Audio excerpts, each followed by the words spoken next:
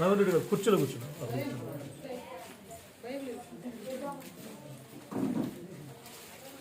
చైర్లో కూర్చున్నానా?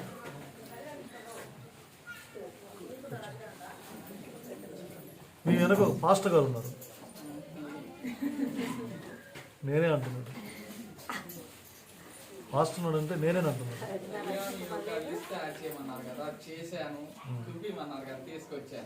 ఇచ్చావా? సరే చూద్దాం. మనం రేపు ప్రార్థన బృందాలు రేపు కలుసుకుంటాం కదా, రేపు ప్రకటన చేద్దాం. ఇవాళ చేయాలా? ఈ ప్రస్తుతానికి వీళ్ళు భయంతో ఉన్నారు. అలాంటివి అంటే కొంచెం మళ్ళా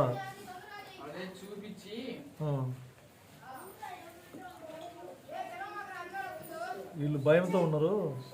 కొంచెం నన్ను మన్నించి ఈరోజు పోస్ట్ పోన్ చేయండి. చూపించిన తర్వాత మనం ఏం చేయాలి, ఎట్లా ముందుకు సాగించాలి అన్నమాట మనం డిస్కస్ చేసి అది ఇప్పుడు నచ్చాడు, ఇప్పుడు నచ్చాడు వంశీ. వింటాడు వింటాడు వింటాడు వింటాడు.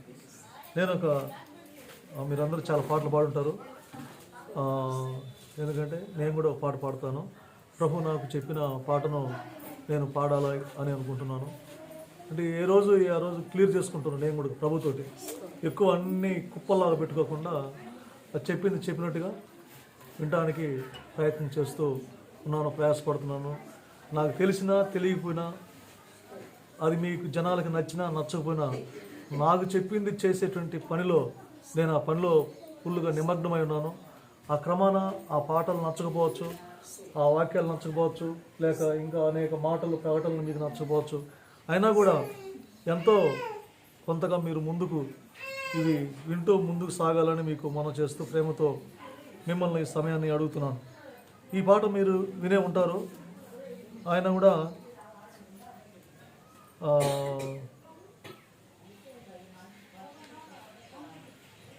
నాకు ఆయనకున్నటువంటి ఆ సంబంధాన్ని వివరించాల్సినటువంటి సమయము ఆసన్నమైంది. నాకు మైక్ ఇవ్వండి. కరెంట్లే కదా? ఓకే. కరెంట్ లేకుండా కొట్టేవాళ్ళు ఉన్నారు. లైట్గా నాకు అది అందిస్తున్నాండి.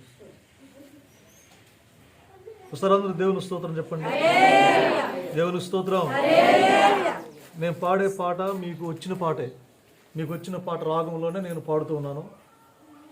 అది ప్రభు ఇచ్చినటువంటి ఆ రాగంలో ఒక ధోరణిలో నేను దాన్ని కుర్చీ వేసుకున్నాను. ఆ గీతం అయిన తర్వాత మనం వాక్యంలోకి వెళ్దాం. యేసయ్య నీ ప్రేమ బంధించనే, ఇచ్చావు నీ కృప కౌగిలినే. యేసయ్య నీ ప్రేమ బంధించనే, ఇచ్చావు నీ కృప కౌగిలినే.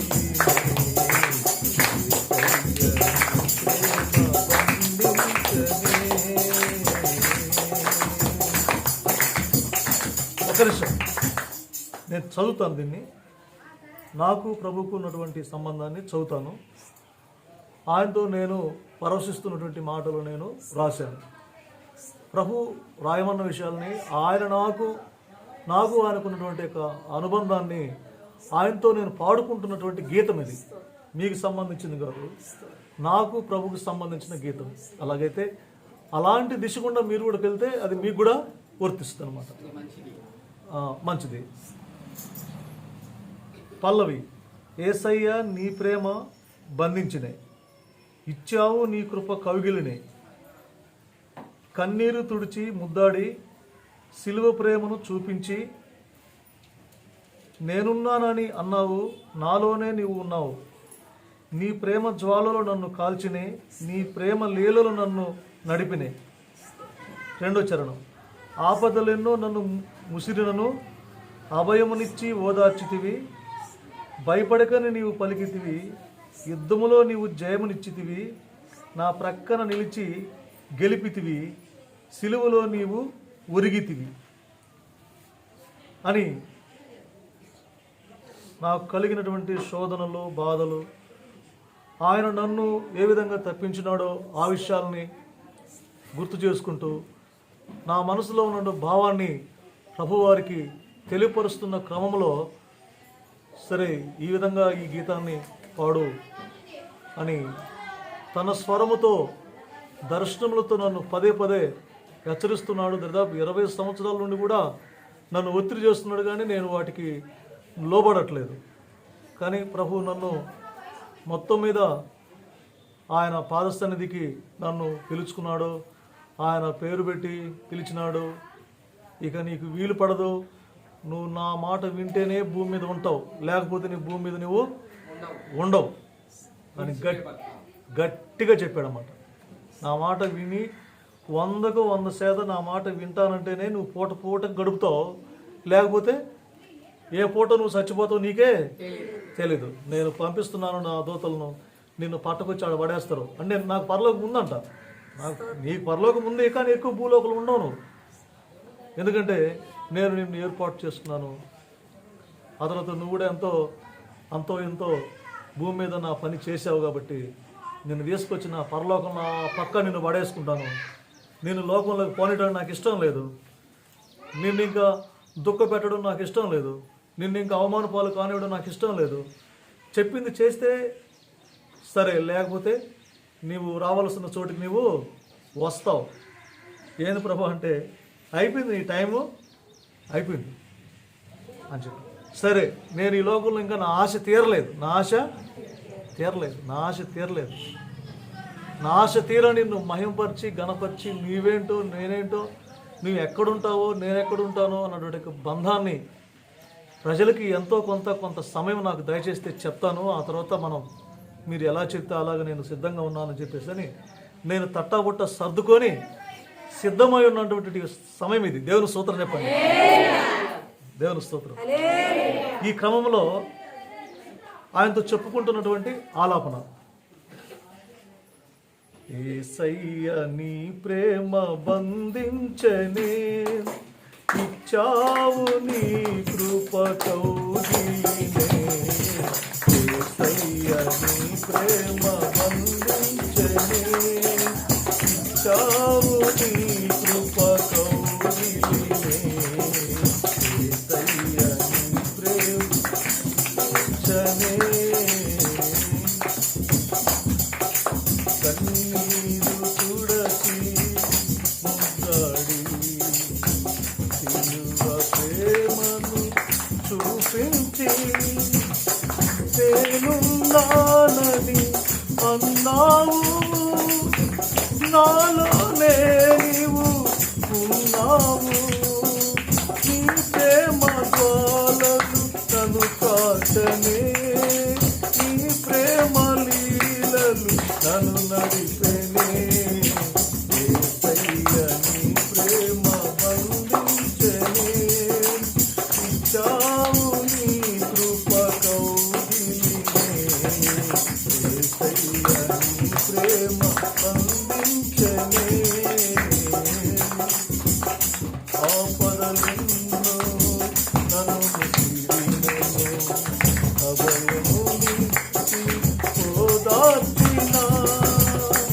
ఆపదలెన్నో నన్ను ముసిరినెను, అభయమునిచ్చి ఓదార్చిన. భయపడకని నీవు పలికితివి, యుద్ధంలో నీవు జయమును ఇచ్చి నా ప్రక్క నిలచి గెలిపితివే. సిలువలో నీవు ఒదిగితివే. యేసయ్య నీ ప్రేమ బంధించనే, ఇచ్చావు నీ కృప కౌగిలినే. యేసయ్య నీ ప్రేమ బంధించనే. ఏమో మీకు నచ్చిందో నచ్చలేదు, బాగుందా బాగుంది, మీరు సికాకు పడ్డరేమో నన్ను క్షమించండి. ఏం చేస్తావు, నాకు పాటలు రావు. ఆయన చెప్పింది చేసే క్రమంలో మీరు కొంత నా విషయం నలిగే పరిస్థితులు ఉన్నాయి. దేవుడు మిమ్మల్ని దీవించి ఆశీర్వదించును గాక. అయితే ఈ దిన వాక్యాన్ని మనం ధ్యానం చేసుకుందాం. గత వారంలో మీరు విన్న వాక్యాన్ని, అదే మీకు ఒక చిన్న పని. దేవుడు మీకు చేసిన మేలులు, దేవుడు మీతో దర్శనాలు ఇచ్చి మాట్లాడుతున్నవి, స్వరాలు ఇచ్చి మాట్లాడుతున్నవి, లేక ఇక్కడ స్వరాలతో మాట్లాడుతున్న పరిశుద్ధాత్మ దేవుడు మాట్లాడుతున్న విధానాన్ని మీ జీవితంలో ఏదైనా మీరు ఈ వారంలో అనుభవించిన అనుభవాలు ఏవైనా ఆధ్యాత్మిక అనుభవాలు ఉన్నట్లయితే, అయ్యా ప్రభువు నన్ను ఇలా దర్శించాడు, ప్రభువు నన్ను ఇలా బాగు చేశాడు, ప్రభువు నాతో ఇలా మాట్లాడాడు, మరి దర్శనములో, స్వరముతో, ప్రార్థనలో, వాక్యములో, దేవుని సన్నిధిలో ఇలా నేను నా కదలికలు ఉన్నటువంటి క్రమంలో నన్ను ఇలా తాకాడు అని చెప్పండి. లేకపోతే మీ యొక్క పెద్ద ప్రార్థన అవసరత ఏదన్నా ఉన్నట్లయితే కూడా 1-2 ముక్కలు నా కొరకు ప్రార్థన చేయండి అని చెప్పి మీరు చెప్పినట్లయితే మీ అందరి కొరకు ఈ సమయంలో ఇక్కడ ప్రార్థన చేసేదానికి అవకాశం ఉంటుంది.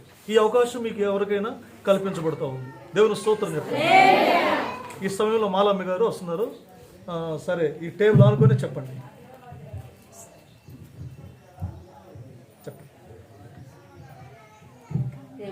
ఇక్కడ రండి మీకు సమయం ఇచ్చిన ఈ గారికి వందనాలు, అమ్మగారికి నా వందనాలు, కూడి వచ్చిన మీ అందరికి వందనాలు. వచ్చిన నాకైతే బాగా మోకాలు నొప్పి చేసింది, చాలా నొప్పి చేసింది. అందులో కాళ్ళు ఆపి చేర్చుకోకుండా ఎలా ఉందో అలా నొప్పి చేసింది. నొప్పి చేసినప్పుడు ప్రభు చెప్పాను, ప్రభా నీ బిడ్డలు వచ్చిన దైవసేవకి వచ్చిన నేను సాక్ష్యం చెప్తాను, నేను తగ్గిస్తే అన్నా. కానీ అలా కాదు, అది జరిగింది ఎలా కాదు. జయం అంటే వచ్చి నాకు దర్శనం వచ్చింది, నేను ప్రార్థన చేస్తాను, పాస్టర్ గారు వచ్చారమ్మా అని చెప్పింది. చెప్పినప్పుడు నిజంగా పాస్టర్ గారు వచ్చారు మా ఇంటికి. అది ఆశ్చర్యం, నోట్లోనే ఉంది. అయితే నా కాళ్ళు నొప్పికి వస్తే దేవుడు పంపించాడు. ఆమె బాధపడుతుంది, వెళ్ళి ప్రార్థన చేయండి, సేవకులు పంపించారు. ఆయన ప్రార్థన చేశాక నా కాలు నడిచింది, అసలు నడవలేకపోయాను. 3 రోజులు బయటకు రాలేకపోయాను, చాలా ఇబ్బంది పడ్డాను. ప్రభా ఇది నా దగ్గర అయితే డబ్బులు లేవు, మళ్ళీ తిరుపతికి వెళ్ళాలంటే అన్నీ అయిపోయి వచ్చింది. మరి మీరే జ్ఞాపకం చేసుకో ప్రభు అని ప్రార్థించినప్పుడు నేను అడిగాను, మీ సన్నిధిలో చెప్తాను ప్రభా సాక్ష్యం అని. అలా కాదు, దేవుడు పంపించాడు, సేవకుల్ని పంపించి నా కోసం ప్రార్థన చేశారు. మా సాక్ష్యం భలే గొప్ప సాక్ష్యం అండి. మాట చెప్తానే ఉంది. అమ్మ నాకు దర్శనంలో పాస్టర్ గారు వచ్చారండి, నిజంగా పాస్టర్ గారు వచ్చారండి, అసలు ఎంత సంతోషం అనిపించదు. నా కాలు కాడ నొప్పి తగ్గింది. దేవుడు స్తోత్రం. దేవుడు దీవించుగా అమ్మాయిలు నారాయణమ్మ పాడు మనవరాళ్ళు ఇప్పుడిప్పుడే దేవుడి కాడికి వెతుకుతున్నారు. మరి వాళ్ళ గురించి నేను రోజు పోతాను. పిల్లలు పాటలు, వాక్యము, ఇంకా పాటలు రాసుకుంటా, వాక్యం వింటా, ఇంకా అదే పని. ఇంకా మేము కూడా పోయి వాళ్ళ పాట రాసుకుంటున్నారు. పాటలో నేను వాక్యం వింటా అట్ట కన్ను కూరికినాను. అట్ట కన్ను కూరికేసరికి అయ్యగారు వచ్చి జీవమ్మాని నేను గుబిక్కి లేచి మాయలన్నీ కాళ్ళు నొప్పి అంటున్నా, పాపం ఎట్టుందని నేను పోయిన వాళ్ళ ఇంటికి. పోయేసరికి అయ్యగారి గురించి నేను చెప్తా ఉండేసరికి అయ్యా రానే వచ్చింది. వచ్చాను అయ్యా రాయన్న. అప్పుడు పాప మా అమ్మగారు గోడ పట్టుకొని నడుస్తుంది. పాప మాలిక గారు, అమ్మా నా పరిస్థితి ఎట్టయింది, నేను ఏం చేయాలని ఏడుస్తుంది బాబు. ఇంకప్పుడు అయ్యగారు రాగానే ఇది దర్శనం చెప్పినా అయ్యి వచ్చి ప్రార్థన చేసిండు. అమ్మ అసలు దేవుడు ఎంత బాగా స్వస్థపరిచిండో. యేసయ్య నామానికి మహిమ కలుగును గాక. నా బిడ్డల కోసం ప్రార్థన చేయండి. నా బిడ్డలు మార్మల కోసం నేను ఆస్తులు అంతస్తులు అడగలేదు. ఆ బిడ్డ తాగు నుంచి విడిపించాలని నేను యేసయ్య రెయ్యమని ప్రార్థించుకుంటాను. నా బిడ్డల కోసం, రక్షణ కోసం ప్రార్థన చేయండి. మీ అందరూ కూడా మరి అయ్యగారికి నా వందనాలు, అమ్మగారికి నా వందనాలు, మీకు వచ్చిన బిడ్డలందరికీ నా వందనాలు. దేవుడు నాకు ఎన్నో మేలు చేసిండు. అవన్నీ చెప్పాలంటే టైం లేదు మరి. కానీ నా దేవుడు గొప్పవాడు. దేవుడు ఎంతగానో నాకైతే అసలు నేను నాకు వచ్చిన బాధలు దేవుడు నాకు ఎంతగానో స్వస్థపరిచి నా బాధలను విడిపించి నా యేసయ్య నాకు ఎంతో మేలు చేసిండు. నాకైతే ఇప్పుడు చెప్పడానికి టైం లేదు. ఒకప్పుడు దేవుడు చెప్పేస్తున్న నా చేత. మరి మీ అందరికి తెలుసు నా స్థితి, నా గతి, యేసయ్యకి తెలుసు, అయ్యకి తెలుసు, మీ అందరూ కూడా సన్నిధిలో నా గురించి అందరికీ తెలుసు. కానీ దేవుడు గొప్పవాడు, గొప్ప కార్యాలు చేసిండు నా పట్ల. నా బిడ్డలకు కూడా మారు మనసు కావాలని నేను అడుగుతున్నా. నా బిడ్డలకు ఆస్తులు అంతస్తులు నేను అడగలేదు. నా బిడ్డలకు మారు మనసు అయ్యా, నశించి నరకానికి పోకుండా నా బిడ్డలు నీ సన్నిధిలో నాయన, నీ పరలోక రాజ్యంలో వారసుగా జన్మని ఎంతగానో కన్ను ఆపరేషన్ అయినప్పటికీ కన్నీరు నీరు రాకూడదు అన్నప్పటికీ ప్రభు గొప్ప చెప్పి నేనైతే రెయ్యం బొగులు ఏడ్సా బిడ్డల కోసం ప్రార్థన చేస్తున్నా. మీరందరూ కూడా బిడ్డల కోసం 3 కుమారులు 3 తాగివాళ్ళు, ఒక్కడన్నా మంచోళ్ళు. కానీ మరి ఆ దరిద్రలో లేసే నామానికి మహిమ కలగాలని నేను ప్రార్థన చేస్తాను. మీరు అందరూ కూడా ప్రార్థన చేయండి అయ్యా. మరి ఎగవరాలు చిన్న ప్రార్థనలో దేవుడు దీవించను కాక. అలాగే జయమ్మ కుటుంబ రక్షణ కొరకు అందరూ స్తోత్రం చెప్పారు. మాలకొండ గారి కొరకు స్తోత్రం చెప్పారు. ఆయన పరిపూర్ణ మార్మనస్ కొరకు స్తోత్రం చెప్పారు. అలాగే మాలమ్మ గారి యొక్క కాలు నొప్పుల కొరకు స్తోత్రం చెప్పారు. దేవుడు తన కుమారుని కూడా మరి మేలు చెల్లులుగా స్తోత్రం చెప్పారు. ఇంకా మన సంఘంలో కూర్చున్న బిడ్డలు మరి నొప్పులు, బాధలు, కష్టాలు ఏ విధానం చేత బాధ అనిపిస్తున్నారో వారందరి కొరకు స్తోత్రం చెప్పారు. స్తోత్రం స్తోత్రం స్తోత్రం స్తోత్రం స్తోత్రం స్తోత్రం స్తోత్రం. అందరూ మీరు కూర్చున్న స్థలంలోనే ప్రార్థన శుద్ధిస్తూ ప్రార్థిస్తున్నారు. అలాగే ఇక్కడ మీ పిల్లల కొరకు, మీ భర్త భార్యల కొరకు, మీ కుటుంబం కొరకు, మీ యావదాస్తి కొరకు, మీ యొక్క పనుల కొరకు, ప్రయాణముల కొరకు, మీ కార్యకలాపాల కొరకు ఈ సమయంలో మీరు అందరూ ప్రభును అడుగుచు ప్రభును శుద్ధిస్తున్నారు. స్తోత్రం స్తోత్రం స్తోత్రం స్తోత్రం స్తోత్రం. ఆ మహాపరిశుద్ధుని కనపరచండి, ఆ మహాపరిశుద్ధుని ఆరాధించండి, ఆ మహాపరిశుద్ధుని పాదములకు కృతజ్ఞతాస్తులు స్తోత్రం చెల్లించండి. స్తోత్రం స్తోత్రం స్తోత్రం. పరిశుద్ధుడు అయ్యా, ఈ సమయంలో మీ సన్నిధికి వచ్చినాం. ఇదిగో మేమంతా మిమ్మల్ని స్తుతించడానికి మీ పాద సన్నిధికి మేము చేరుకున్నాం. మీరు మాట్లాడతారని, మీ మాటల్లో స్వస్థత, శక్తి, జ్ఞానం ఉంది అని మేము ఎంతో ఆశతో మీ సన్నిధికి వచ్చినామయ్యా. మేము వింటుండగా ప్రభా మీరు మాట్లాడండి ప్రభా. మేము పాపలు, అపరాధులు, దోషులు ఉన్నాయి. అనేక పర్యావరణ దుఃఖ పెట్టాం, మిమ్మల్ని బాధ పెట్టాం, మీ మనసును నొప్పించాం, మిమ్మల్ని గాయపరిచాం. మా కదలికలు, మా ఆలోచనలు, మా చర్యలన్నింటిలో ఏదో ఒక కోణంలో నిన్ను బాధను అనుభవించి చేశామయ్యా. మీరు మనసు నొచ్చుకున్నట్టుగా మేము చేశాం. మీరు నచ్చినట్టుగా మేము జీవించడం లేదు. అయినా మీ ప్రేమ, మీ కృప మమ్మల్ని కమ్ముకొని మమ్మల్ని ఈ దినానికి కూడా ప్రభు మీ మహాసన్నిధానికి రావడానికి మీరు చూపిన కృపను బట్టి, శక్తిని బట్టి, సమయాన్ని బట్టి మీ కృతజ్ఞతాస్తులు స్తోత్రాలు మీ పరిశుద్ధ పాదస్థానానికి సమర్పించుకుంటున్నాం. ఆయన అంగీకరించుదని యేసుక్రీస్తు ప్రభువు వారి నామములో మరి ప్రార్థించి బ్రతమాలు కూర్చున్నాడు తండ్రి. ఆమేన్. అయితే మీరు చాలా సాక్ష్యాలు చెప్పినారు. దేవుడు దీవించిన దగ్గర గత వారంలో కూడా మనం దేవుని వాక్యాన్ని మనం ధ్యానం చేసుకున్నాం. గత వారంలో విన్న వాక్యం మీకు ఏమన్నా గుర్తుంటే చెప్పండి. గత వారంలో మీకు గుర్తున్న వాక్యం చెప్పండి. గత వారంలో మీకు గుర్తున్న వాక్యం.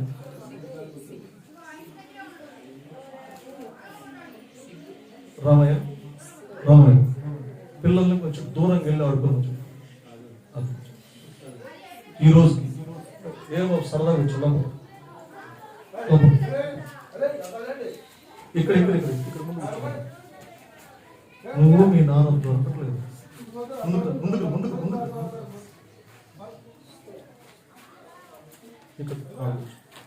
ఇంకా ముందుకు రా. మీరు వింటే చెప్పండి ఆ వాక్యాన్ని. ఆ తర్వాత మనం అదే అంటే ఒక వారం చెప్పిన వాక్యాన్ని మీరు గుర్తు చేసుకుంటూ ఉంటే అదే వాక్యాన్ని మళ్ళీ చెప్తుంటే ఇలా కొన్ని వాక్యాలు మీకు గుర్తుంటూ ఉంటే మీ హృదయంలో భారం తగ్గుతూ ఉంటుంది, మార్పు వస్తూ ఉంటుంది, సంతోషం వస్తూ ఉంటుంది, ధైర్యం కూడా వస్తూ ఉంటుంది అన్నమాట. ఇలా సాధన చేస్తూ ఉన్నట్లయితే ఈ వాక్యాల ద్వారా మనకు ఎంతో కొంత మన జీవితాలకు ఉపాధి కలిగే అవకాశం ఉంది, మేలు ఉంది. ఏమన్నారు? సిగ్గు గురించి చెప్పుకున్నాం. అంటే దేవుని దగ్గర రావడానికి మనం సిగ్గుపడాల్సిన పని లేదు. ఆ వాక్యం ఏం చెప్పిందంటే, పేతురు గారు ఏం చెప్పారంటే, నీవు క్రైస్తవుడు అయినందుకు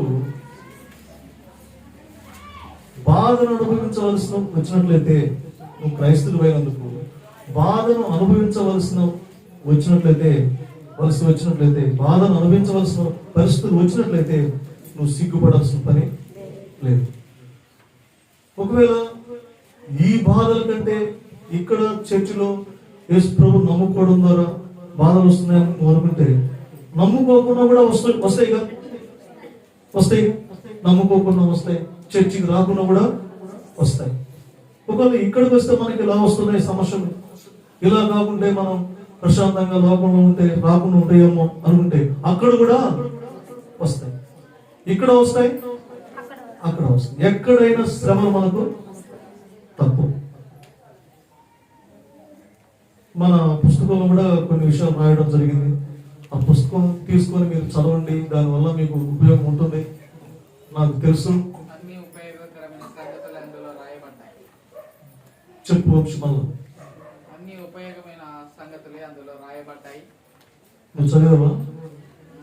నువ్వు చదివినందువల్ల నీకేమన్నా మేలు జరిగిందా? జరుగుతా ఉన్నాయి.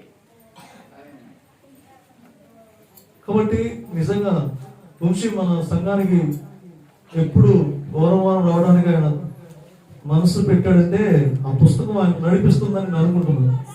ఎందుకంటే దాంట్లో అంత ఘాటైన విషయాల్ని ప్రభు రాపించాడు పరిశుద్ధాత్మ ద్వారా, ముద్రించి పెట్టాడు. వంశీ చాలా తెలియగలవాడు. ఆయన ఎన్నో గ్రంథాలు చదువుతూ ఉంటాడు. ఆయన కాకపోతే అమ్మ మాట వెళ్ళేది మైనస్ పాయింట్. అదొక్కటే మైనస్ పాయింట్, అంతకంటే ఇంకేం లేదు ఆయనకి. జాకెట్ చేయాల్సి వచ్చినప్పుడు గుడి జాకెట్ అంటాం, ఇంకోటి మైనస్ పాయింట్. ఇలాంటి కొంచెం ఎదురు తిరిగే స్వభావం వాళ్ళ అమ్మ మీదకి, వాళ్ళ కుటుంబంలోని వేరే వాళ్ళ మీదకి మాత్రం కాదు. అలాంటి ఒక బండ లాంటి హృదయానికి, జ్ఞానం గల హృదయానికి క్రీస్తు ప్రేమ వాళ్ళ పుస్తకం హృదయాన్ని హత్తుకుంది.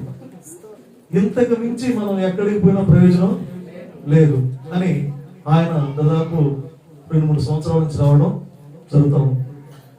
ఆ పుస్తకం చాలా వరకు నడిపించింది. పుస్తకం అంటే అక్కడ యేసుక్రీస్తు గురించి మాట్లాడిన మాటలే. కాబట్టి అలాంటివన్నీ మీరు చదవండి, బైబిల్ కూడా చదవండి, దర్శనాలు కూడా వినండి, స్వరాలు కూడా వినండి, ప్రార్థన చేయండి. ప్రార్థనలో ఏం మీతో మాట్లాడుతారో కూడా మీరు వినండి. ఇవన్నీ కూడా చేస్తూ ఉంటే ఒక శ్రమ వస్తే పడండి, శ్రమను కూడా పడండి. ఆ పుస్తకంలో రాసిన విషయం ఏంటంటే, యేసుక్రీస్తు ప్రభువును మనం చేరుకోవాలంటే మెట్లు ఉన్నాయంట. చెప్పండి, యేసుక్రీస్తు ప్రభువు దగ్గరికి ఎక్కిపోవాలంటే కొన్ని మెట్లు ఉన్నాయి.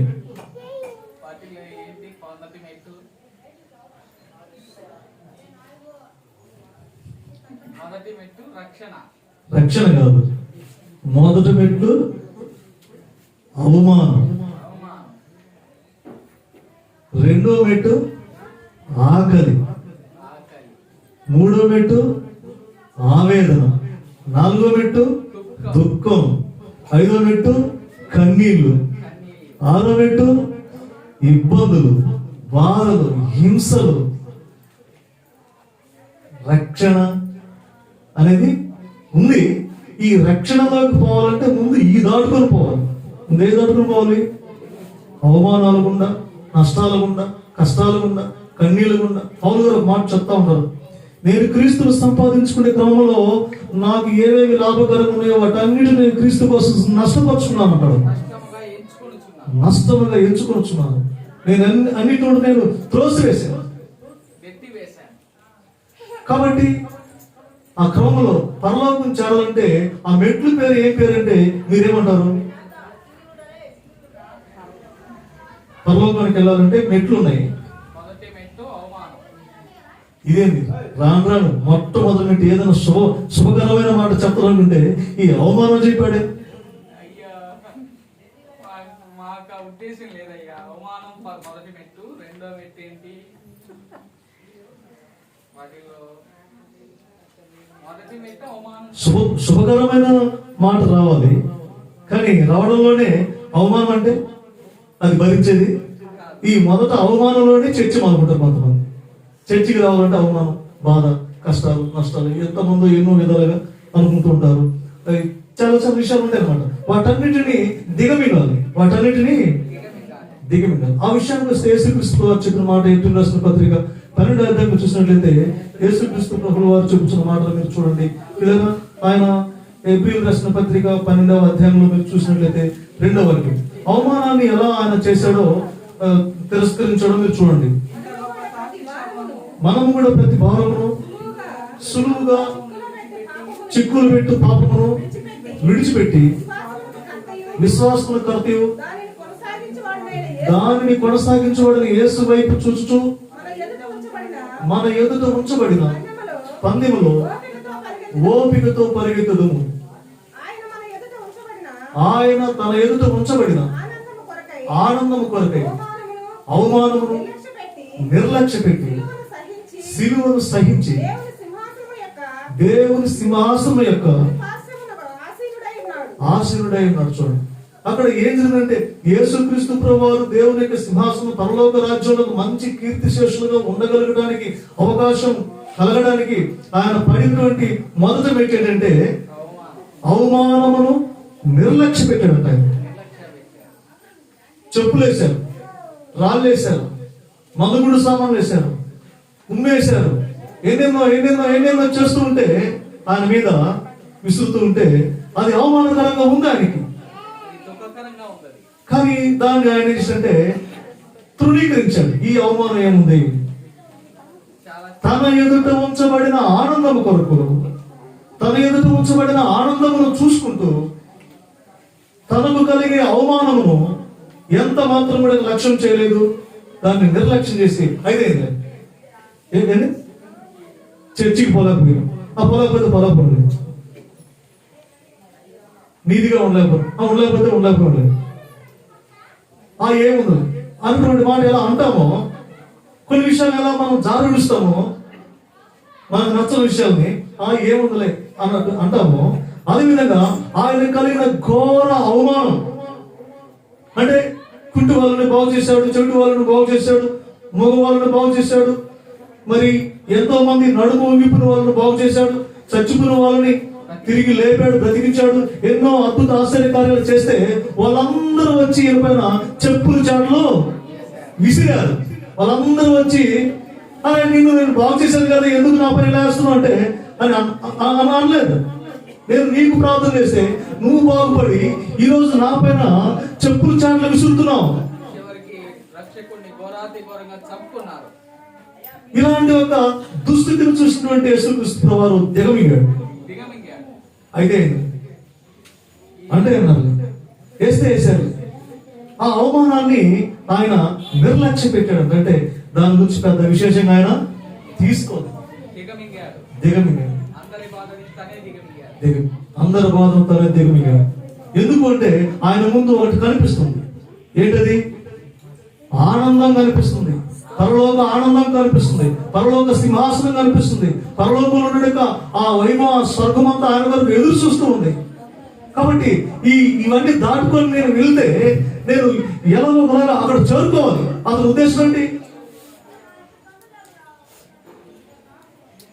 ఆయన ఉద్దేశం ఏంటంటే తండ్రి సింహాసనాన్ని చేరుకోవాలి. కాబట్టి ఎదురయ్యే ప్రతి గుంటలు, మెట్టలు, ఎత్తు పల్లాలు, శ్రమలు, సమస్యలు ఈ నాకు లెక్క కానే ఇక్కడే ఉంది. కొంచెం సేపే కదా అవమానం, కొంచెం సేపే కదా దుఃఖం, కొంచెం సేపే కదా ఈ లోకం, కొంచెం సేపే కదా ఇదంతా కూడా దీన్నేముంది అని చెప్పేసి చాలా స్వాయశంగా దాన్ని అవమానాన్ని తీసేశారు. మీ జీవితంలో కూడా ఇలాంటి అవమానకరమైన కార్యాలు, అలాంటి మార్గాలు కూడా మీరు వెళ్ళవలసిన పరిస్థితులు వస్తే పౌలు గారు అంటారు, పేతురు అంటాడు, క్రైస్తవుడు అయినందుకు సిగ్గుపడవలసిన పని లేదు. బాధను అనుభవించవలసిన పరిస్థితులు వస్తే బాధ అనుభవించండి. అది నువ్వే కాదు, క్రీస్తు కూడా మీ కొరకు బాధపడి తన అడుగు చూడలేదు నడుచుకున్నాడు కొరకు ఆయన న్యాయముగా తీర్పు తెచ్చి ఇలాంటి అవమానాలను ఎన్నో దాటుకుంటూ పోయాడు. మీకు పరలోకం మీ ఇంటికాడ నుంచి చర్చికి వచ్చినంత సులువుగా పరలోకం వస్తుందని అనుకుంటే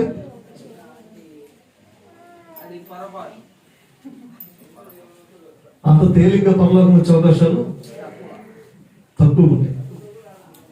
కాబట్టి దాన్ని మనము ఎలా పొందుకోవాలంటే వీటి గుండనే పోవాలన్నమాట. వేటి గుండా అవమానాలు, సిగ్గు, బాధ, కరువు, కాటకాలు, వ్యాధులు, బాధలు, ఇబ్బందులు, కన్నీళ్లు, ఎటు చూసినా మంటలు, ఎటు చూసినా శాంతి లేకపోవడం, ఇంట్లో లేకపోవడం, చర్చిలో లేకపోవడం, సమాజంలో లేకపోవడం, ఎక్కడికి పోయినవాడుగా మనిషి శాంతి లేకపోవడం, నువ్వు ఎంతో కురిగిపోతున్నావు.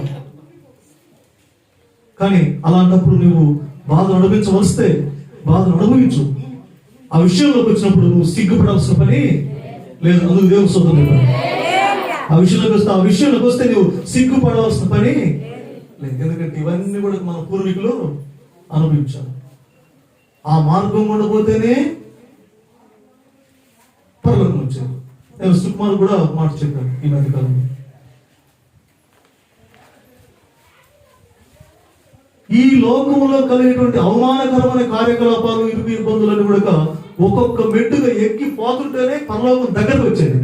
నేను ఈ మెట్లు మీద పోలేను, నాకు నిచ్చినయ్యండి, నాకు బాగు చేయండి, రోజుకి 7 దోశలు వేయండి, పోయేటప్పుడు నా జేబులో బిస్కెట్లు పెట్టండి.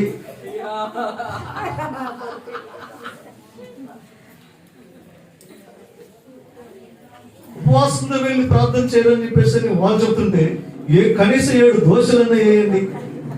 అక్కడికి వెళ్ళి సరే నాకు నీరసం వస్తే కనీసం 5 బిస్కెట్లు ప్యాకెట్ అనే పెట్టండి జేబులో. అక్కడి నుంచి ఆ 7 దోశలు తిని బిస్కెట్ల ప్యాకెట్ జేబులు పెట్టుకుని వచ్చి ఆ బ్యాగ్ కూడా ఇసిరి పడేసి, అమ్మాయ నా పని అయిపోయిందయ్యా, నేను ప్రార్థన చేయాలంటే ఈ బిస్కెట్ ప్యాకెట్ తింటే కానీ కొంచెం సేపు ప్రభుత్వ గడపలేదని చెప్పేసి బిస్కెట్ ప్యాకెట్ తిని బోర్లో పడుకొని ఉన్న ఈ లోపల ఎవరో ఒకరు వచ్చారంట. లేచి కూర్చొని నేను వచ్చేసరికి నన్ను ఎంత భంగం చేశారయ్యా వీళ్ళు. నేను 7 దోశలు తిన్నాను, 2 బిస్కెట్ల ప్యాకెట్లు తిన్నాను. నేను పడుకొని అలసట తీర్చుకునే క్రమంలో ఎవడో ఒకడు వచ్చి నన్ను లేపాడు చర్చిలో. అబ్బా నన్ను చెడగొట్టాడయ్యా వీడు అని నాకు చెప్తున్నాడు ఒక బాబు నిన్న ప్రార్థన బృందం. ఇట్లా నీ పరలోకం.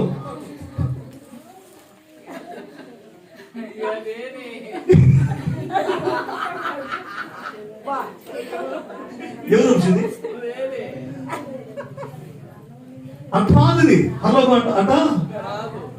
ఉపవాసాలు, బాధలు, కష్టాలు, కన్నీళ్లు, భయము, భీతి, వేదనలు, ఇవి జయిస్తామా లేదా, జయం కలుగుతా లేదా, ఏ పరిస్థితుల మధ్యలో మనం బయటపడగలం, మన పిల్లలు, మనం, మన కుటుంబం అని వేదనకరమైన స్థితిలోనే, దుఃఖకరమైన స్థితిలోనే ఈ లోకంలో గడపవలసిన పరిస్థితులు ఉన్నాయి. అలాంటి పరిస్థితులు ఉన్నందుకు నువ్వు బాధపడాల్సిన పని లేదు. క్రీస్తు కూడా అలానే బాధపడ్డాడు, అందుకు నువ్వు సిగ్గుపడాల్సిన పని లేనే లేదని చెప్పి బైబిల్ వాక్యం చెప్తాను. నేను యేసుక్రీస్తు ప్రభు దేవుడు నమ్ముకున్న దినాలలో మా ఊర్లో ఎవరు బైబిల్ పట్టుకుని తిరిగిన వాళ్ళు లేరు. నా 21వ సంవత్సరంలోనే బైబిల్ పట్టుకుని తిరగడం జరిగింది. అందరూ ఎగతాలు చేసేవాళ్ళు, హేళన చేసేవాళ్ళు. 21 సంవత్సరం అంటే నవీన్ రెడ్డి మీకు ఎన్ని సంవత్సరాలు ఉంటాయి? 21 అట్నే ఉంటాను నేను. నవీన్ రెడ్డి దగ్గర ఉంటాను. ఎందుకు పైకి దాచి ఇంకా ఆయన చాలా గౌరవార్థంగా ఉన్నాడు, ఇంకా సన్నగా ఉండేవాడిని. అసలుకి ఆయన కోటేశ్వరుడు, ఆయన ఎలా ఉన్నవాడు. ఎంత పేదరికలు ఉండి ఈ గ్రంథాన్ని పట్టుకొని తిరుగుతున్నప్పుడు వరే పని పాటలు తిరుగుతుంది, నీకు ముద్దేట వస్తుందా అనేటువంటి అని రకరకాల అవమానపరిచి, గాలిపరిచి, దుఃఖపరిచారు. ఆనాడు బైబిల్ పట్టుకున్న మొదటి దినానే అవమానం వచ్చింది. దేవుడు సోదరు చెప్పండి. మా ఇళ్ళల్లో 60 ఉంటే ఎవరో ఒకడు బైబిల్ పట్టుకొని పోతుండే ఆపు చొక్కా వేసుకొని చెప్పేసి చాలా మంది వాకిలు ఇష్టం. ఏ ఊరు నుంచి వచ్చాడు వీడు? ఒకటి చిన్న పెద్దమ్మ కొడుకు లాగా ఉంది. కాదు చర్చి లేకపోతున్నాడు నేరుగా. వీడు కాదు వీడు వాడు సీమం తమ్ముడు కదా వీడు అనిపిస్తుంటే నేను ఏంటంటే చర్చిలో పోయి తలపేస్తున్నాను. వీళ్ళు ప్రశ్నిస్తారు చెప్పేస్తాను. లోపల ప్రార్థన చేసుకుంటున్నాను. మొత్తానికి శుక్రవారం ప్రార్థన వచ్చాను. హాస్టల్ వచ్చినారు. మేము వస్తే నువ్వు వచ్చినవి అంటారు నువ్వు అని చెప్పేస్తే వాళ్ళు పెద్దవాళ్ళు. అమ్మ చెప్పింది రమ్మని నేను వచ్చాను అన్నా. నువ్వు మాకు వాక్యం చెప్పింది అది వాడు చెప్పింది. అలా నా జీవితంలో ఆ రోజు నుంచి ఈ రోజుకి సంతోషకరమైన దినాలు ఏమీ లేవు.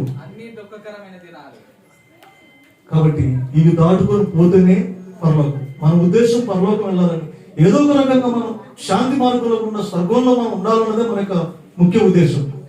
అదే నిజమైతే, నువ్వు ఎన్నుకున్న మార్గం నిజమైతే, ఆ దారి గుండా పోవాల్సిన పరిస్థితులు వస్తే ఇవన్నీ కూడా తప్పవు. అయితే సిగ్గుపడాల్సిన పని లేదు. అయితే ఈరోజు మీకు ఒక వాగ్దానం చేస్తున్నాడు దేవుడు. మీరు బైబిల్ చదవండి. ఏవేలు గ్రంథం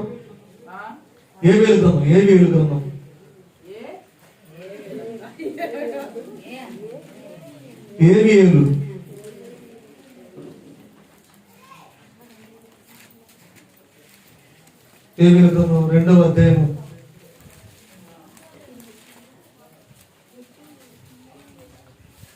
పేజ్ నెంబరు 2:20 యోవేలు. అది సరిగా అనలేదని చెప్పి వాడు ఏవేలంటే ఏవేలు యోవేలు. అందుకు వాడు నన్ను వంశీ నా బిడ్డ నాకు చెప్తూ ఉన్నాడు. నా జనులు యోవేలు 2వ అధ్యాయము 26వ వాక్యంలో మీరు చదవలసిందిగా మనం చేస్తాం. చదవండి. నా జనులు ఎన్నటికీ సిగ్గునందరు. ఇక ఎన్నటికీ సిగ్గునందరు. దేవుడు స్తోత్రం చెప్పండి. దేవుడు స్తోత్రం. హల్లెలూయా. మళ్ళా చదవండి. నా జనులు ఎన్నటికీ సిగ్గునందరు. ఇక ఎన్నటికీ సిగ్గునందరు. అప్పుడు ఇశ్రాయేలుల మధ్య ఉన్నవాడును నేనే అనియు నేనే మీ దేవుడిని యెహోవాననియు నేను తప్ప వేరొక దేవుడు లేడనియు మీరు తెలుసుకుందరు. నా జనులు ఇక నా జనులు ఇక ఎన్నడూ సిగ్గునందగా ఉందురు. చదవండి. తర్వాత నేను సర్వ జనుల మీద నా ఆత్మను కుమ్మరించును. మీ కుమారులను మీ కుమార్తెలను ప్రవచనములు చెప్పుదు. మీ ముసలివారు కలలకందురు. మీ యవ్వనులు దర్శనములు చూతురు. ఆ దినములలో నేను పనివారి మీదను పనిగత్తుల మీదను నా ఆత్మను కుమ్మరింతును. మరియు ఆకాశమందును భూమి యందును మహత్కార్యములను అనగా రక్తము అగ్నిని ధూమ స్తంభములను కనపరచాలండి. కాబట్టి ఇక నేను నా ఆత్మను కుమ్మరించడం మొదలు పెట్టానంటే మీరు ఇంకా సిగ్గుపడరు. దేవుడు స్తోత్రం. అదే ఒకవేళ ఆయన నమ్ముకున్నందువల్ల మీరు సిగ్గుపడవలసిన పరిస్థితులు ఉన్నట్లయితే ఆ ఈ రోజు మనకు మరలా చెప్తున్నాడు, ఆ దిశకుండా నువ్వు రావాల్సిన పరిస్థితులు అయితే భారంగా ఉంటే ఇక ఎన్నడూ సిగ్గుపడవు. ఇక నా జనులు నేను సిగ్గుపడలేను. నేను వారి విషయంలో యుద్ధం చేస్తాను. వారి విషయంలో నేను యుద్ధం చేస్తాను. నేను గెలిపిస్తాను. నేను వాళ్ళని గెలిపిస్తాను. నేను వారిని గెలిపిస్తాను. ఆ గీతాన్ని ఇక్కడ మీకు మొదటిగానే చెప్పడం జరిగింది. ఇప్పుడు అంటాను ఆ గీతాన్ని మీరు మీకు 12కే ముగిస్తాం. చాలా జాగ్రత్తగా నేను కూడా సిద్ధంగా ఉన్నాను. భయపడవలసిన పని లేదు. ఆపదలెన్నో నన్ను ముసిరినను అభయమునిచ్చి ఓదార్చిన. ఆపదలెన్నో నన్ను ముసిరినను అభయమునిచ్చి ఓదార్చిన. భయపడకండి నీవు పలికితివి ఇష్టములో నీవు జయమును ఇచ్చి ఆ ప్రక్క నిలచి గెలిపితివే. సిలువలో నీవు ఒలిగితివి. యేసయ్య నీ ప్రేమ వర్ణించనే. ఇచ్చావు నీ కృపతో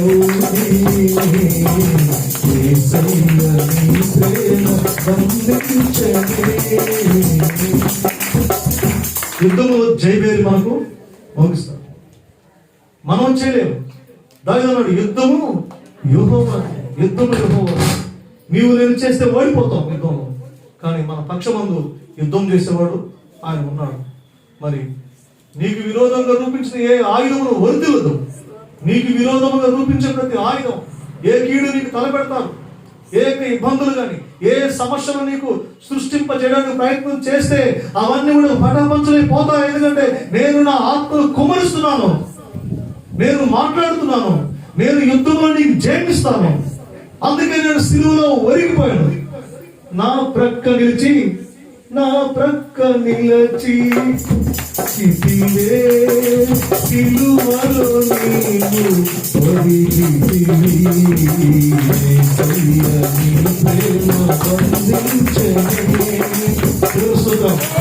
మన ప్రక్క నిలిచి మనతో యుద్ధం చేసి మన పక్షం యుద్ధం చేసి సిలువలో ఆయన తలవాల్చి ఆత్మను అప్పగించాడు. ఎందుకు సిలువలో ఆయన ఓడిపోయాడు? ఎందుకు సిలువలో ఆయన బలైపోయాడు? ఎందుకు సిలువలో ఆయన సిగ్గుపడ్డాడు? ఎందుకు సిలువలో ఆయన కృమిలిపోయాడు? ఎందుకు సిలువలో తన రక్తాన్నంతా కాల్చి తన ప్రాణాలను దారిపోసాడు అంటే చెప్పండి ఎందుకు?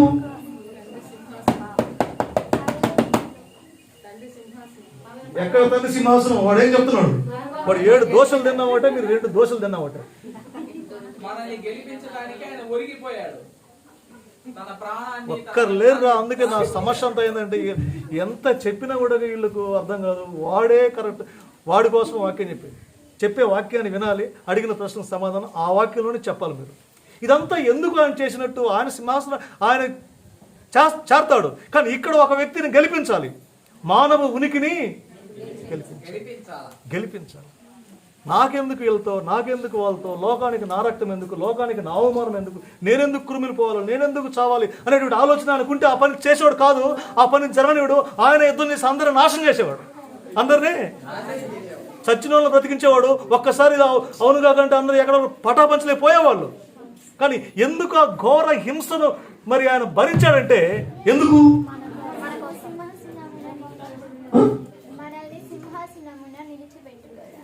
తన సింహాసనం విడిచిపెట్టి శిలువ మీదకి వచ్చి ఆయన ఓడిపోయింది దేనికి? మనల్ని గెలిపించడానికి. నీకు జయం కలగాలి, నీకు మేలు కలగాలి, నీకు శాంతి కలగాలి. ఆ బైబిల్ వాక్యం చెప్తుంది, ఇక ఎన్నడూ నా జనులు సిగ్గు నొందరు గాక. ఇక ఎన్నడూ నా జనులు సిగ్గు నొందరు గాక. సిగ్గు నొందరు. నేను సిగ్గుపడ్డాను, నేను అవమానపడ్డాను. మీ అందరి పాపంలో కొరకు నా ప్రాణాలను దారిపోసాను. అవమానాలు నేను ఒక్కనే దిగమిగాను. మీ పరువు కాపాడాను, మీ అవమానాన్ని కాపాడాను, మీ బాధను కాపాడాను. మీ మరణానికి, మీ ప్రాణానికి నా ప్రాణాలను సిలువలో ఎరగా అడ్డం వేసి మిమ్మల్ని విడిపించాను. దేవుని స్తోత్రం చెప్పండి. ఇక మీరు సిగ్గుపడాల్సిన పని లేదు. అందుకని అన్నాడు, నా జనులకి ఎన్నడూ సిగ్గుపడరు. అలా చదవండి అండి. నా జనులు ఇక ఎన్నటికి సిగ్గు నొందరు. ఎందుకంటే అదంతా నేనే భరించాను. రోగులు రాసిన పత్రిక 9:33 అండి. రోగులు రాసిన పత్రిక 9:33, కీర్తనలు 25:2, 25:3. ఇదిగో నేను అర్ధరాత్రిని అడ్డుబండను సియోనులో స్థాపించున్నాను. ఆయన యందు విశ్వాసం ఉంచువాడు సిగ్గుపరచబడడు. దేవుని స్తోత్రం. ఇదిగో నేను సియోనులో ఒక రాత్రి ఉంచుతున్నాను, ఒక అర్ధరాత్రి చెగుముకు రాత్రి ఉంచుతున్నాను. ఆ చెగుముకు రాయే క్రీస్తు ప్రభు బండ, ఆ మహనీయుడు, ఆ మహోన్నతుడు కల్వరి శిలువలో మన కొరకు చనిపోయాడు. అమూలన ఆయన యందు విశ్వాసం ఉంచినట్లయితే క్రీస్తు నా కోసం మరణించి తిరిగి లేచినాడు. నీతిమంతుడే అంత సిగ్గును ఎదిరినప్పుడు పాపినైన నేను సిగ్గుపడటంలో, సిగ్గును భరించే విషయంలో, ఈ హింసను భరించే విషయంలో ఇది పెద్ద లెక్క కాదని నువ్వు అనుకొని ఆయన తలంచుకొని ఆయన మీద నమ్మకం ఉంచుకున్నట్లయితే చదవయ్య మళ్ళా. ఇదిగో నేను అర్ధరాత్రిని అడ్డుబండని సియోనులో స్థాపించున్నాను. ఆయన యందు విశ్వాసం ఉంచువాడు సిగ్గుపరచబడడు. ఒకవేళ మీరు సిగ్గుపరచబడతారు అనుకుంటే మీకు విశ్వాసం లేకపోతే తప్ప మీకు అలాంటి అపజయాలేమి రావు. ఆయన యందు విశ్వాసం ఉంచకపోతే మనం సిగ్గుపడతాం. ఆయన యందు విశ్వాసం ఉంచినట్లయితే మనం సిగ్గుపరచబడం. ఆ ఆనందం, ఆ మహిమ, ఆ కార్యాలు ఆయన మన పక్షంలో ఉంటాడు కాబట్టి ఆయన నీలో చేరుకుంటాడు. ఆయన నీలోకి వచ్చినప్పుడు ఎవరు నీ ముందు నిలవలేదు, ఎవరు నీ ముందు నిలవలేదు, నీ ఎదుట నిలవలేదు. ఎందుకంటే ఆయన నీలో ఉన్నాడు, ఆయన నీ ముందు ఉన్నాడు, నీ వెనుకున్నాడు, నీ చుట్టూ నీ ప్రాకారాలను ఆయన గమనిస్తున్నాడు. అందుకని అంటాడు, ఏ ఆయుధమును నీకు విరోధముగా రూపించే ఆయుధమును వర్తిల్లదు. నువ్వు సిగ్గుపడవు, నువ్వు సిగ్గుపడాల్సిన పని లేదు. ఎందుకంటే అవన్నీ నేను భరించాను. కీర్తన 25:2 మీరు చూసినట్లయితే, 25:3 కూడా మీరు చూసినట్లయితే, యెషయా 29:22 చూసినట్లయితే చదవాలి. నా దేవా నీ యందు నమ్మకించున్నాను అని మీరు ప్రార్థన చేయాలి. అని మీరేం చేయాలి? నా దేవా నీ యందు నమ్మకించున్నాను, నన్ను సిగ్గుపడనీకు. మా బజార్లో, మా ఇంట్లో, మా సంఘంలో, మా సమాజంలో, ఈ భూమి మీద నేను, నా బిడ్డలు, నా భర్త, నా కుటుంబంతో నేను ఉన్నాను. మీ అందే నమ్మిక ఉంచి ఉన్నాను. నన్ను సిగ్గుపడనీయద్దు, దయచేసి నన్ను సిగ్గుపడనీయద్దు. ప్రభువా నన్ను సిగ్గుపడనీకు ప్రభువా, నేను నీ యందు నమ్మికించున్నాను, నిన్నే నమ్ముకున్నాను, నాకు సిగ్గుపడకుండా నన్ను కాపాడండి ప్రభు చెప్పేసి మీరు ఈ వాగ్దానం మీకు ప్రార్థన చేస్తున్నట్లయితే ఏమి అడగాలి మీరు అండి? ఒకసారి అనండి, ఏమంటారు చూద్దాం.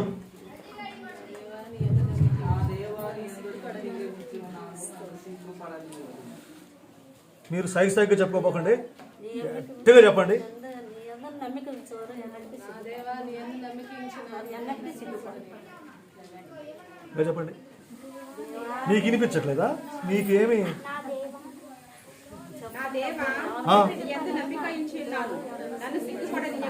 బైబిల్ ఒకసారి కింద పెట్టి మీరు కంఠస్థం చేయాలి ప్రార్థన. అంటే మీరు ప్రార్థన చేయమంటున్నాను నేను. ఇళ్లలో మీరు గృహంలో బాధపడుతున్నప్పుడు మీరు ప్రభుని అడగాలి. ఏమని అడగాలి? దయచేసి నన్ను, దావీదంటున్నాడు దేవా దయచేసి నన్ను సిగ్గుపడ నీకు, నేను నిన్నే నమ్ముకున్నాను. అందరూ విగ్రహాలు నమ్ముకున్నారు, అందరూ లోకాలను నమ్ముకున్నారు, అందరూ రకరకాలు చూస్తున్నారు. నేనైతే నీకే దండం పెట్టుకుంటున్నాను. నేను ఈ కుటుంబాన్ని నన్ను సిగ్గుపడ నా వలన నీకు అవమానం కలగకూడదు, నేను సిగ్గుపడకూడదు. దయచేసి నన్ను సిగ్గుపడ నీకు, నేను నిన్నే నమ్ముకున్నాను అని కానీ మీరు అడుగుతున్నట్లయితే ఇంకా అలాంటి ఎప్పుడు నా జనులకి ఎప్పటికీ సిగ్గు నొందరు. 3వ వచనం చూడండి అండి. అలానే నీ కొరకు కనిపెట్టుకున్న వారిలో ఎవరు సిగ్గు నొందరు.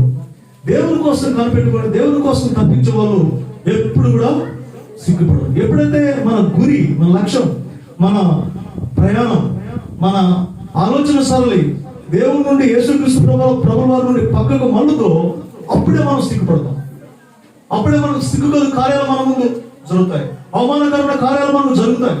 కానీ విశ్వాసం కర్త దాన్ని కొనసాగించడం యేసు వైపు చూస్తూ మీరు పందెంలో ఓపికతో ముందుకు వెళ్తున్నట్లయితే మీకు ఎప్పుడు సిగ్గు కలగనే కలగదు. ఆ ప్రార్థన చేసుకుంటూ పోవాలి. ప్రభా నీ యందు నమ్మించాను దేవా, నన్ను సిగ్గుపడ నీకు ప్రభా, నన్ను చూసి నీ ప్రజలంతా నవ్వుకోకుండా చేయను ప్రభా, నన్ను జ్ఞాపకం చేసుకో ప్రభా చెప్పేసి నువ్వు విలపిస్తున్నట్లయితే ఆయన ప్రార్థన ఆలకించే దేవుడు అంటున్నాడు. ఇంకా నిన్ను కనిపెట్టుకున్న వారు ఎన్నడూ కూడా సిగ్గుపడరు. యెషయా 29:22 అండి.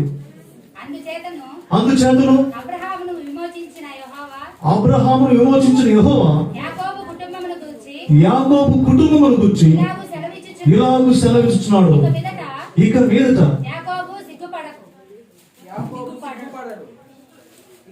అతని ముఖము తెల్లవారదు, అతని సంతానపు వారు తమ మధ్య నేను చేయు కార్యమును చూచినప్పుడు ఇక మీదట యాకోబు సిగ్గుపడడు. దేవుని స్తోత్రం చెప్పండి. యాకోబు అంటే ఇశ్రాయేలు అంటే ఆత్మీయులు దేవుని రాజ్యానికి సిద్ధపడేవారు. దేవుని రాజ్యానికి సిద్ధపరచబడుతూ సరిచేయబడుతూ నలగొట్టబడుతూ విశ్వాసంలో, నీతిలో, న్యాయం, ధర్మం, సత్యం ఈ మార్గాల గుండా వెళ్తుంటే క్రమంలో ఎదురయ్యే యుద్ధాలను ఎదుర్కొంటూ విశ్వాస పోరాటం, ప్రార్థనా పోరాటం, ఆత్మీయ పోరాటంలో ముందుకు పోతూ ఉండేవాళ్ళకి ఇశ్రాయేలు పేరు పెట్టబడ్డారు. కాబట్టి ఆ సంతానం, ఆ బిడ్డలు, ఆ వ్యక్తులు నీకెన్నటికీ సిగ్గుపడదిగా అంటారు దేవుని బిడ్డలు. యాకోబు భయపడకు, నీవు సిగ్గుపడాల్సిన పని లేదు, నువ్వు సిగ్గుపడాల్సిన పని, అలాంటి అభయం నేను ఇస్తున్నాను అంటున్నాడు. యెషయా గ్రంథం 54:4 కూడా చూడండి. యెషయా గ్రంథం 54:4 కూడా చూడండి. 4 భయపడకము, నువ్వు సిగ్గుపడనక్కర్లేదు, అవమానమును తలంచుకుము, నీవు లజ్జపడనక్కర్లేదు, నీవు నీ బాల్యకాలపు సిగ్గును నీవు మరిచిదు చాలండి అన్నాడు. భయపడకము, నీవు సిగ్గుపడనక్కర్లేదు, నీవు లజ్జపడనక్కర్లేదు. ఎందుకంటే కింద వాక్యం చూస్తాం, సృష్టించిన వాడు నీకు భర్త ఉన్నాడు. ఉంది, బాధ ఉంది, మనం లేకుండా ఏం పోలేదు. ఎందుకు కృంగిపోతావు? ఎందుకు బాధపడతావు? నువ్వు ఏదో ఒక చిన్న పొరపాటు చేసి నువ్వు సిగ్గుపడుతున్నావేమో, కానీ నా ప్రేమ కుమార్తె కుమారుడా, నేను ఏ నేరం లేని నన్ను తల వంచలే సిలువలో, ఏ పాపము లేని నన్ను ఘోరంగా శిక్షించి గాయపరిచి నన్ను సిలువకు చితగొట్టారే. నాకంటే నీవు ఎక్కువ బాధపడ్డావా అంటున్నాడు ప్రభు. భయపడకు, సిగ్గుపడనక్కర్లేదు. ఒకవేళ మీకు ఇప్పటి వరకు సిగ్గుపడే పనులు, సిగ్గుపడే కార్యకలాపాలు, అవమానకరమైన విషయాలు, సంఘటనలు మీ జీవితంలో జరిగి ఉండొచ్చు. అది జ్ఞాపకానికి వస్తూ ఉంటాయి అన్నాడు. అలాంటి విషయాల్లో సిగ్గుపడాల్సిన పని లేదు, సిగ్గుపడబోతుంది. మీరు భయపడాల్సిన పని లేదు, సిగ్గుపడనక్కర లేనే లేదు. ఇంకా అంటాడు ఇంకా మంచి భాషలోనే, లజ్జపడనక్కర లేనే లేదు. మొన్నటిదాకా ఇలా ఉన్నారు, ఈరోజు ఇలా ఉన్నారు, నిన్న ఇలా ఉన్నారు, ఇప్పుడు ఇలా ఉన్నారు. రకరకాలుగా మనం చదివి మనం దుమ్మెత్తిపోసి మన పైన ఉమ్ము వేసి విసిరివేసి మంచి వాళ్ళు కాదు చెడ్డవారు అని చెప్పి మనం బయట పడేస్తారు. అందుకు మత స్వార్థులు మీరు చూసినట్లయితే 5 అధ్యాయం చూసినట్లయితే, అందుకు చూస్తే మత స్వార్థులు మీరు చూసినట్లయితే, మత స్వార్థ 5 అధ్యాయం మీరు వచ్చినట్లయితే దేవుని బిడ్డలారా, అందుకే యేసుక్రీస్తు ప్రభువు వారు చెప్పుతున్న మాట మీరు జ్ఞాపకం చేసుకోవాల్సిన మనం చేస్తున్నాం. 5:11 వాక్యం.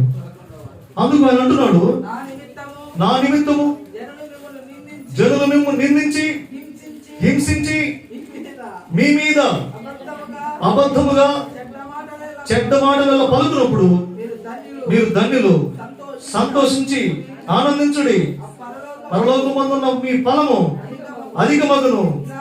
ఇలాగు వారు మీకు పూర్వమందుండి ఉండిన ప్రవక్తలను హింసించిరి. ఆలోచించండి దేవుని బిడ్డలారా, మీ పేరు చెడ్డదని కొట్టివేసి మీ మీద అబద్ధంగా చెప్తారు, మీ మీద అబద్ధంగా చెప్పి మీ పేరు కొట్టివేస్తారు. వాళ్ళు లేరు, వాళ్ళు ఇలాంటి వాళ్ళు, వాళ్ళకి బ్యాడ్ నేమ్ ఉంది, వాళ్ళకి చెడ్డ పేరు ఉంది, వాళ్ళు మంచోళ్ళు కాదు, వాళ్ళు ఇలా కాదు, వాళ్ళు అలా కాదని చెప్పేసి అబద్ధాలు చెప్పి మన పేరును కొట్టివేస్తారు. మన మంచి వాళ్ళు కాదని ముద్ర వేస్తారు, సమాజంలో గుర్తింపు లేని వారిగా మనం సృష్టిస్తారు. అప్పుడు మీరు సంతోషపడాలంటే దేవుడు సూత్రం చెప్పండి. ఇంకొకసారి గట్టిగా చదవండి.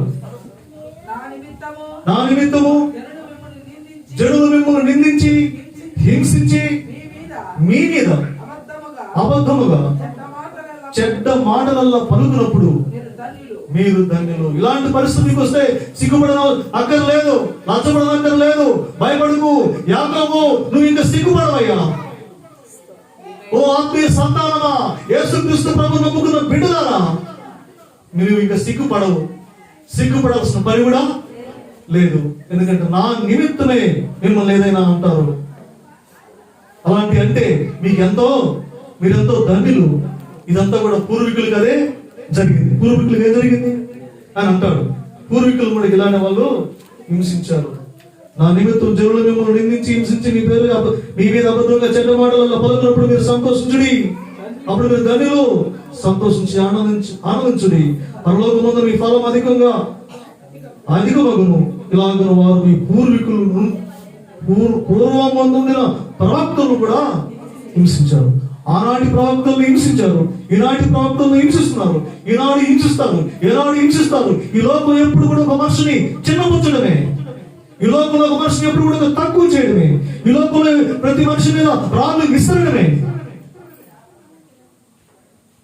అంతకు మించి ఇంకేదన్నా ఆయన మంచోడు, అమ్మ నువ్వు మంచోళ్ళు అనేవాళ్ళు రండి, అలాంటి వాళ్ళు మీకు ఎప్పుడన్నా కనిపించారా?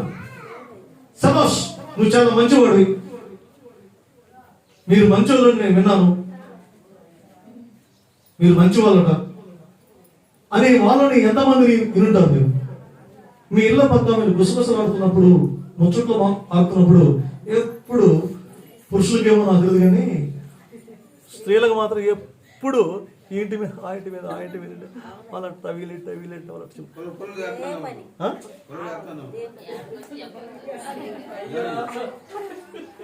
ఇలా చెప్పుకుంటా ఉన్నాం. పొలాల్లో ఇదిగో అక్క ఆ పక్క ఇల్లు మంచివాళ్ళు, అక్క ఆ వెనక ఇల్లు వాళ్ళు మంచివాళ్ళు, చెల్లి ఈ పక్క వాళ్ళు మంచివాళ్ళు, చాలా చక్కగా ఉంటారు, వాళ్ళు చాలా బాగుంటారు. ఈ మధ్య దేవుడి దేవల్ల వాళ్ళు క్షేమంగా ఆహారం తింటున్నారు. పాపం వాళ్ళు ఈ మధ్య ఇల్లు కట్టుకున్నారు, మంచిది, దేవుడు వాళ్ళని దీవించాడు, దేవుడు వాళ్ళు పడిన కష్టంలో వాళ్ళకి ఇలా మేలు జరిగింది, మంచిది, సంతోషం, చాలా బాగుంది.